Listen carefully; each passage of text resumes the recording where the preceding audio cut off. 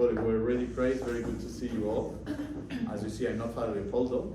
He's out of town, but he asked me to give the class for him, for the class of the talk. And then he prepared the handout that you have. So what I'm going to do is to paraphrase it, and then we can perhaps read a few things there. So this is a little outline of what I would like to talk about. So 4 parts. The first is, what is the natural place of the family? Second, we have 2 cities, borrowing from Augustine, the city of God and the city of man. Then, what is the mission of the family, which is a mission of hope? This is the theme that you are following this year. And then, how that mission is both a command and a grace. Okay, so that would be a simple outline, I think, that we can follow. So, and you can interrupt me anytime. Honestly, we're going to have Q&A, but at any time you want to interrupt. So, I think this is an interesting question. So what is the natural place of the family? And we all easily understand that the natural place of the family is the home. Say, well, that's the natural place of the family. We think about family, home. But we tend to forget that the natural place of the family is also the city, by extension. Okay? So it's not to say, oh, this is the place of the family, the home, and that's the place of all the mess, of all the challenges that we have there, okay? So this is, I think, very important, because the family has a vocation to prepare the person, and the person is not exhausted in the family. The family is the first and the foundational and will always remain a stage or act in the drama of a human life, okay? But the city, and I say city because polis in Greek means city, we know that political means city, like this, so all the levels of society, okay? So the natural place of the family is not only the home, but the city. Second point, there are 2 cities. St. Augustine has this very fascinating treatise, very difficult, but very interesting, about the 2 cities. It says there are 2 cities, the city of God and the city of man. And we are like a sort of hybrid, because we are called to the city of God, which ultimately is eternal. And then, on the other hand, we live in the city of man. And the question arises, obviously, how we cope with the 2, how the 2 go together. And then I think one way to address how the 2 cities are related is to say that they are different, but they are not separate. In a way, we can compare with the mystery of Christ. Christ is true God and true man. And in the Council of Chalcedon, they tell us that Jesus is one person with 2 natures, and the 2 natures are neither blended, nor separated, nor divided, nor there are 4 adverbs there. I forget the 4th one. But see, the idea is, okay, the city of man is not the city of God. The city of God is not the city of man. But it's not to say that they have nothing to do with one another. Okay? So they are different, of course, but not separate. And this introduces, obviously, tensions. We can think, going back to the point that they are different, that our Lord says, give to Caesar render unto Caesar what belongs to Caesar, and to God what belongs to God. That means that Jesus himself recognized that there is an autonomy, there is a separation, there is a distinction between the city of man. So Jesus, bringing the kingdom of God, doesn't want to replace the kingdom of man. What he wants to do is to help us live the kingdom of man in holiness. Okay? So the distinction brings tensions, because you say, we see that in the history of the church all the time. You have kings and you have bishops, or the Pope. We know that the history of the church is very complex in that regard. It's like, is the bishop superior to, or the Pope superior to the king, or is the king superior to the Pope? And then you have kings, but they are, like crowned by popes, and then the separation of the 2 swords. We also find times in history in which the Pope has his temporal, armies and things like that. So it's complex. So they want to keep, they all have their jurisdictions, but there is something for the church to say about the political life, and there is, the political life has to respect the jurisdiction of the church, because the human person is not only a social animal, he's more than that. We are not exhausted. The life of a human being is not simply being a citizen. Citizen is an important part of who we are, but it's not all that we are. We are also children of God. So there always, the church would be a little, uncomfortable, to put it mildly, for any of those who will try in the history of humanity to reduce the life of man to the life of the city. But that doesn't mean, again, that the church will not recognize that there is a legitimacy about the difference. So the church should not tell the state how much taxes people should pay, or like even concrete things. So the church could remind the city that the family is part of the common good, remind morality, require, like freedom, religious freedom, and things like that. And then like saying, oh, the family is very important, so how are you going to, to promote the family? But I think it's a very delicate, and the church has gone through, it's very difficult to judge without being anachronic, that, why the church had for almost a millennia, like temporal, like territories. Almost all Italy belonged to the Pope at some point, but then that was lost in 1870 when the king of Italy just took over things, there. Anyways, but see, Father Leopoldo reminds us of the example of St. Augustine. St. Augustine was a Roman from head to toe. He before converting, he was, all that a Roman can dream of. He was a rhetor, he was like that, and then he converted, and he was like coping with the two cities too. So in his time, the Roman Empire was not doing well. It was like a giant with, we say with, how do you say, with,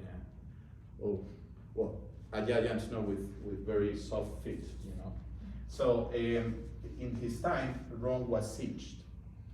Imagine like Rome siege. It's like saying, imagine, hopefully that would never happen. Like, Washington D.C. besieged by communists or whatever, Well, hopefully that would never happen, But, so that was kind of the parallel, something really unexpected, to say like the most powerful empire. And then also when he was in Haipo in the north of Africa, when he was dying, all his city was besieged. And they could not think of a city without the Roman Empire, So there are those tensions, so we have to be realistic. And then, like, the Roman Empire fell, but Christianity did not. So realism, but also hope, and that's the thing that we have today. Like, there are reasons for hope, but what that hope mean, okay? So we shouldn't be surprised, realism, but at the same time, even if there are tensions between the two cities, we are called to a mission of hope, okay? And what's the family mission of hope in the city? And I think here we can distinguish a natural mission and a supernatural mission. We fit together. Natural mission is the family is the core of the common good of society, because the family is where life is born. The family is where you learn all the basic virtues of human life.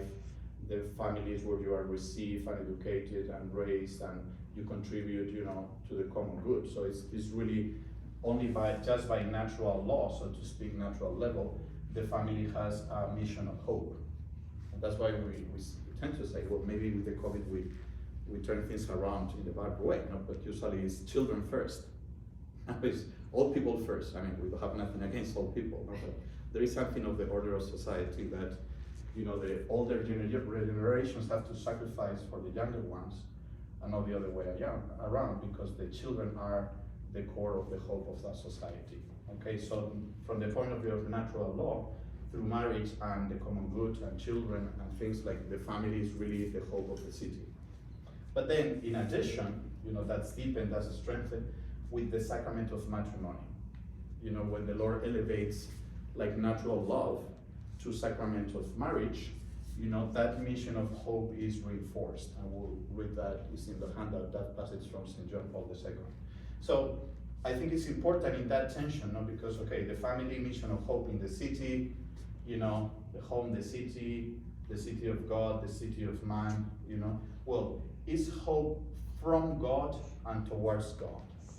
For me, I think it's very important to highlight, because, see, the hope that the family brings to the city as a Christian family is not a hope from the bottom up, okay? It's not a secular hope. It's not just, the feelings that things are going to be well. Benedict XVI had very beautiful writings on the distinction between optimism and hope. You know, a Christian is neither optimistic nor pessimistic, because all those two things, pessimism and optimism, rely on the person. You know, the key of hope is that we rely on God.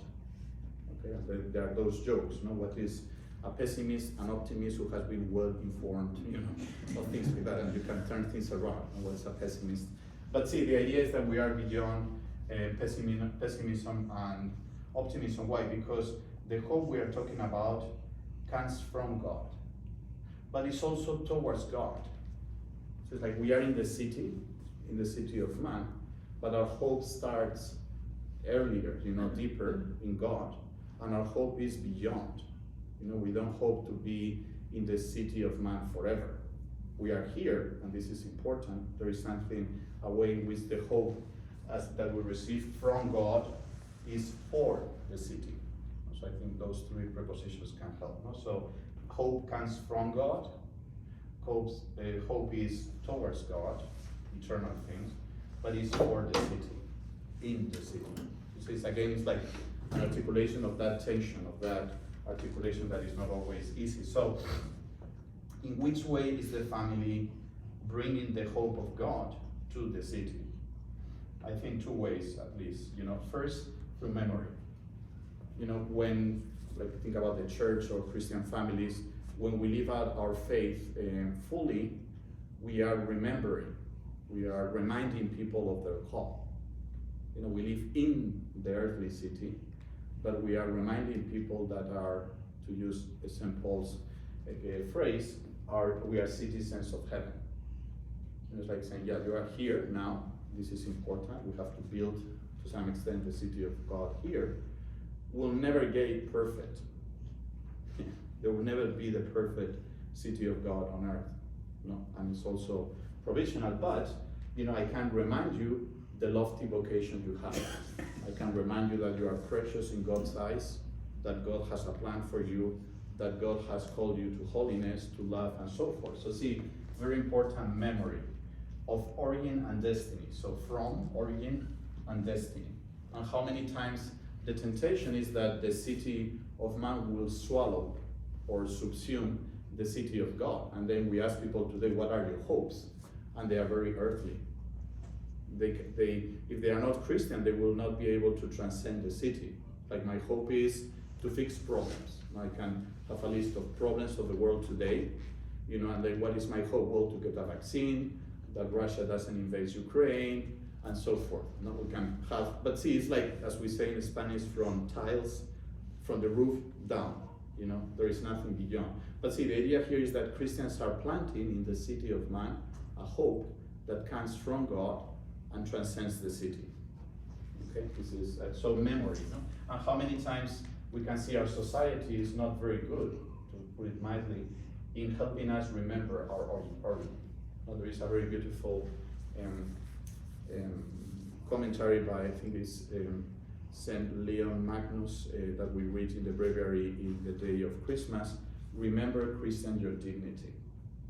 It's like, remember, you know, remember all how you come from God. You know, there is much more than the city, and there is more to come.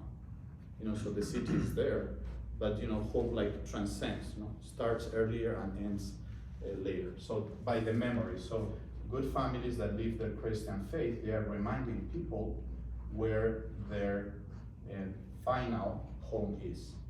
Okay, but also I think it's very important conveying to people that evangelizing that family is good news, not the beauty and greatness of the family.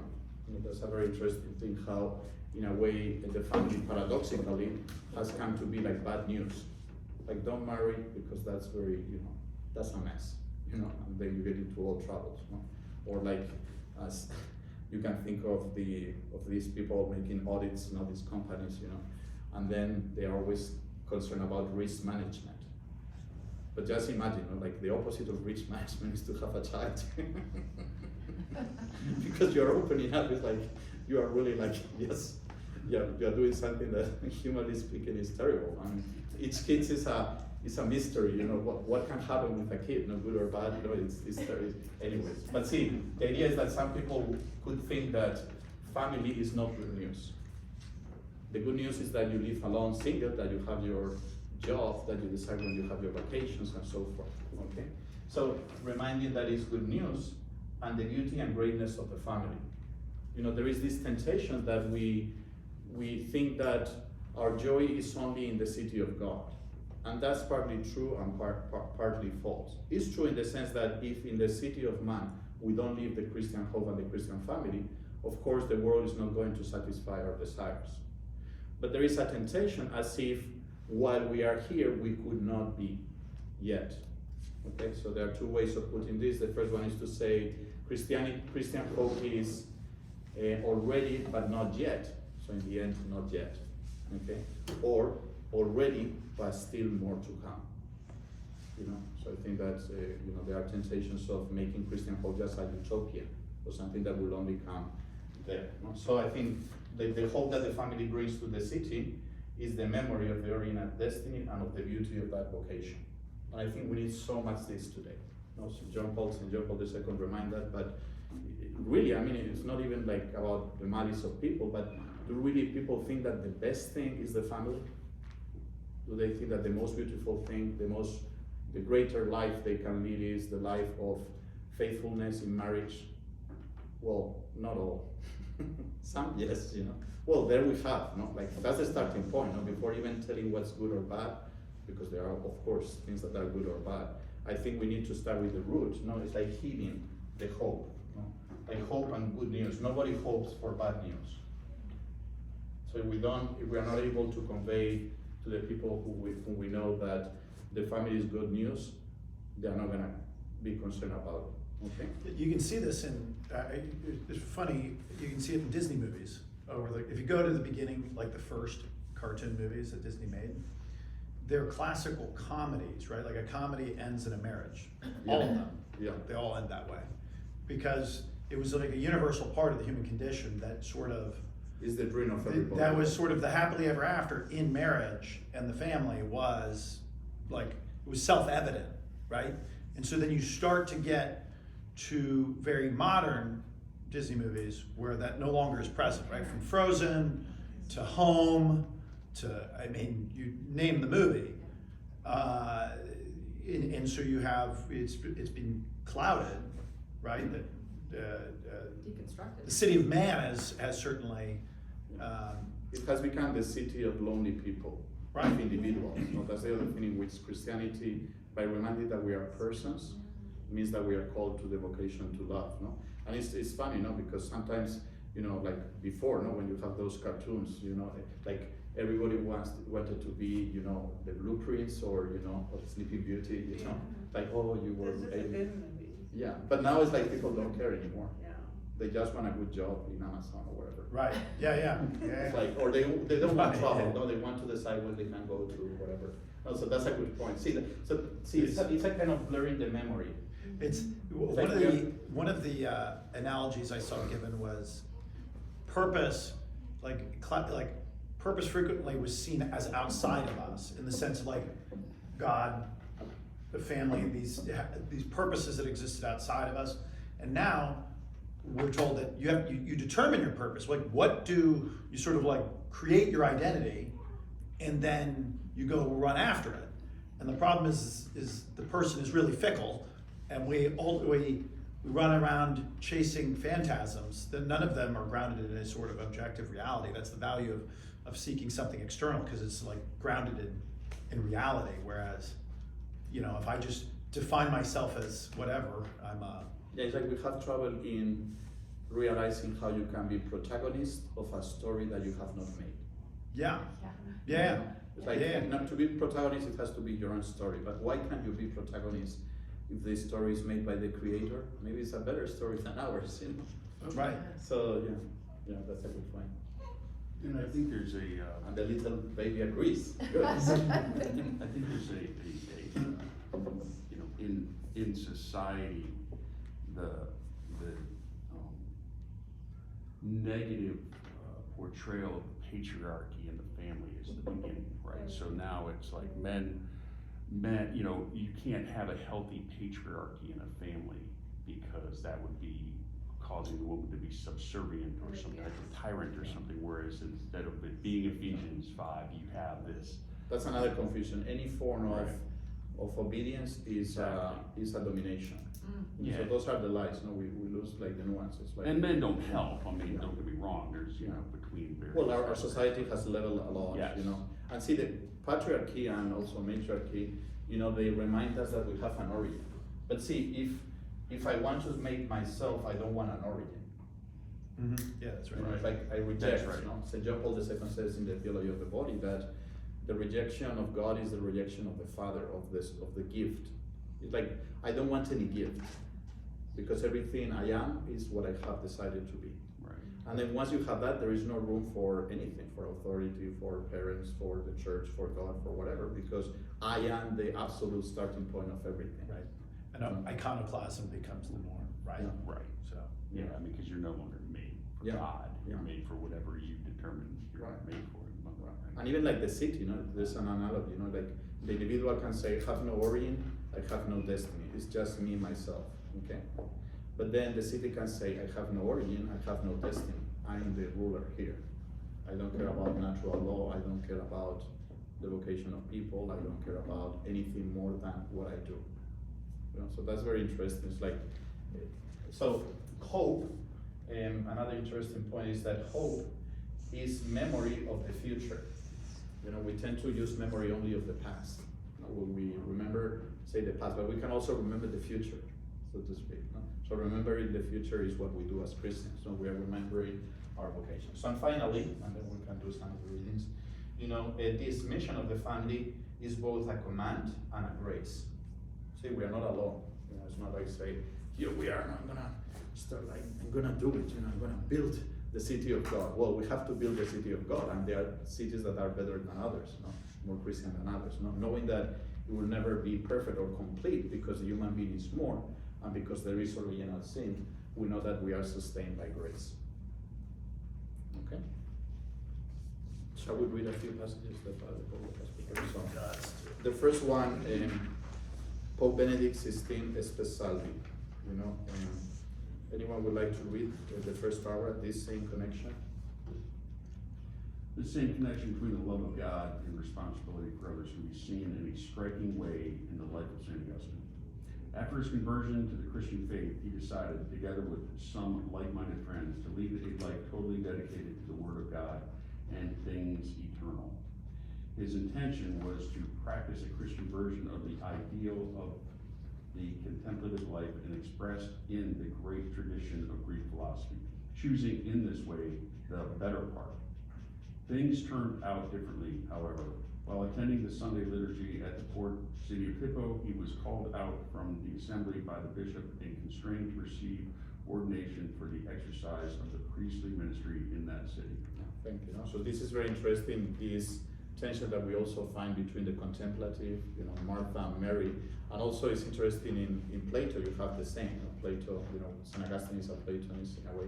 So remember that the philosopher goes out of the cave, say bye-bye to shadows, there you go, I'm gonna enjoy the sun, and but then he's pulled down back to the city, and he has to, as Plato puts it, like a fight with the shadows. So that's what happened to Augustine. That's his vocation of contemplative life, but he was called to work in the city, So that's again like a tension, but it's a human and a divine call.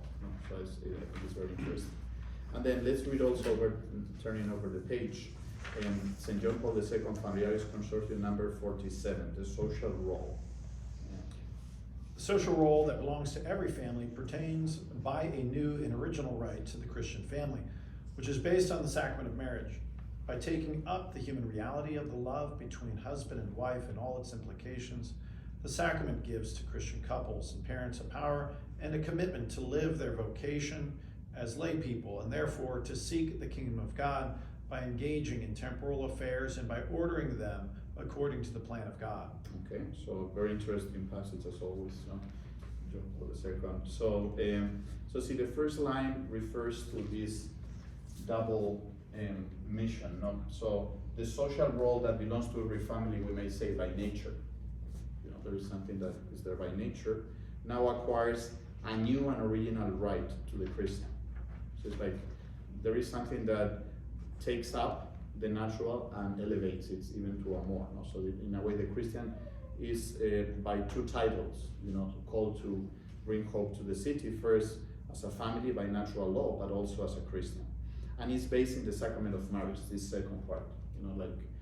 Confirmation give us, the anointing to preach the good news. Well, when someone receives the sacrament of marriage, he receives like a new call to be the builder of society. And then he says, the sacrament of gives the Christian couples and parents a power and a commitment, to do what? To engage in the city of God. This is like the paraphrase I'm doing, to engage in the city of God and to order it according to God's plan. So that word order is very important. We deal with temporal goods because that's part of the thing, but we are ordering that to the eternal destiny. Like the city of God is like the lodestar of the city of man. And that ordering has to be done in the life of people. It's not something abstract. It's like, as Christians, everything that we have is for the sake of eternity. But we don't disengage from the temporal and the material things, because those have to be ordered to the plan of God. So see, the family has the mission from God by natural law and by the sacrament of marriage to order social life to God. Yes? We were just talking about, in reference to Bob's patriarchal comment, and also we were talking with our older kids about this, I think that a lot of Catholic families, we see the command, it's a heavy command, right? But we don't focus, like you said, on the grace, that we're sustained. To do the command, would you say that it requires like spiritual direction? Relying on the grace of the sacrament and praying together, these are like disciplines, spiritual direction, discernment, the process of discernment, which a lot of Catholic families don't know. That is where God comes into the sustaining of that couple. We have the promise and we have the hope, but do we really tap into it? Do couples pray? I wonder how many Catholic couples really pray together for the issues of their family. It's a discipline. So we were just talking with our older kids about, the disciplines that they're learning now are going to come into need when they hopefully, in their own vocation of marriage. Right, so that's a very important point, because see, if we don't draw from God, then we are not going to give any hope beyond the city.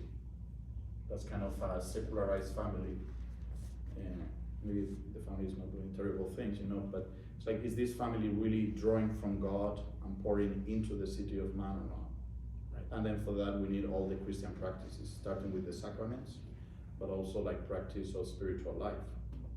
Like as St. John Paul II would say, family that prays together remains together. We can say family that prays together builds the city of God here. And that's for the hope, I think. And then we need that. Yeah, because otherwise, see, we are just giving our hope with a little like lower letter, and it's like we are just giving something that anyone can give if eventually they can give it.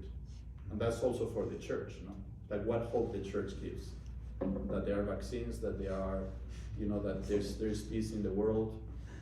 That's not, because other people eventually can manage that, The thing is, what is the church giving to the city of man? How is the church ordering the city of man to God? That's what the church should do. Because only the church has that. But see, it has to be drawing from, ordering towards, to the city, in the city, But yeah, those practices are so important. And that's the drama of secularization. We tend to think that secularization comes from without. So I'm a Christian and then I'm secularized because society is very pagan. And there is some point there, that society affects the way we live. We are not, we really live in society. It's like we are not just angels, we have to, we are affected by society.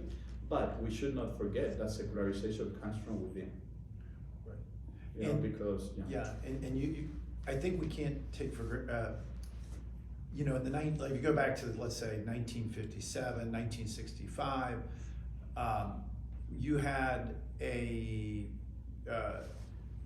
city of man was very, at least culturally imbued with much of the ideas of the city of God, such that like a pagan family of 1960 would have been so reinforced with a lot of the norms of the city of God, right? And that is completely disintegrated, right? So now the city of God, the family, is trying to. We have to recognize that the entire city of man is now in complete opposition to the family in the way it typically existed, right? So now you have to actually be way more intentional. I was reading this morning a study that in 1970, if you're in 1970, you're a grandparent, and you respond to this survey. This is a longitudinal survey on religious transmission. 70% of Catholics at the time in 1970 reported having the same religion as grandfather and grandchild. In 2005, it was 26%. Wow. So Yeah. the complete disintegration of religious transmission. And But see, that's an interesting thing, because there are like two options there. The option to say, okay, so then the city is lost, so I just castle my sin in my home. right, And that's something we need to do as a protection, but that will not do. No. So we need to go back to the city. So there is a sense in which the Ark of Noah is necessary, but it can be understood as a ghetto. right. And of course, you have to defend your families, but I don't need to tell you that, But see, the idea is like, no, we also need the other, because it's like the natural space. Yeah, the Great Commission is Even still if the required. family is very good in protecting, if the family doesn't breathe socially, there is some dimension of your children that will not be fulfilled, okay? So that's the challenge, that we need to regenerate. And then what do? It's like, you cannot change society as a whole, but you can open spaces. It's like you can say, well, like using that metaphor of breathing. It's like, well, my parish is a place where we can breathe. Or this school is a place where we can breathe. Or this group of families is a place that we can breathe. So we open up social spaces where we can really live socially in the noblest sense. So that's the tricky thing about things like the Benedict option, which I don't know all the details. So I think there is a very important point. But the thing is, you also want to see the other. So if the Benedict option means like expanding and generating new spaces, that's good. If it is understood as saying, it's like, oh, I give up the city, I just shut myself in and go into the submarine, that's not going to work. You know that St. John Paul II gave the name Środowisko to his groups of family. It's the other word I know. Well, two words I know in Polish. Środowisko and Nazdrowia. It's like toast, no? Nazdrowia, whatever. Anyways, Środowisko means atmosphere. And it's interesting that he said that in the communist country. So when he was with this underground theater, performing like plays or the underground seminary, they were opening up. I mean, of course, they have a lot of challenges. But see, it's like they knew they have to keep living. So part of it's like the city is part of my home, and we cannot give it up. It's tough, but we cannot give it up. So I think that's a beautiful thing. That it's not only that we cannot give it up, but we are the ones called to save it. I mean, our Lord saves it, but the Lord counts on us, to live those things. So how we could, open up those spaces where our children can live a Christian life. So the second paragraph, and we finish with this. So the social and political role of the family is both a command and a grace, which sustains and stimulates them. And then Father Leopoldo, for our reflection, you have now sometimes to reflect. Our ultimate hope is in God in heaven, but we navigate here. That's a nice way to articulate the two. And then beautifully, but insightfully, he says that what does our society celebrate? What is good news in our society? And we have to go there to say what the good news is, the plan of God.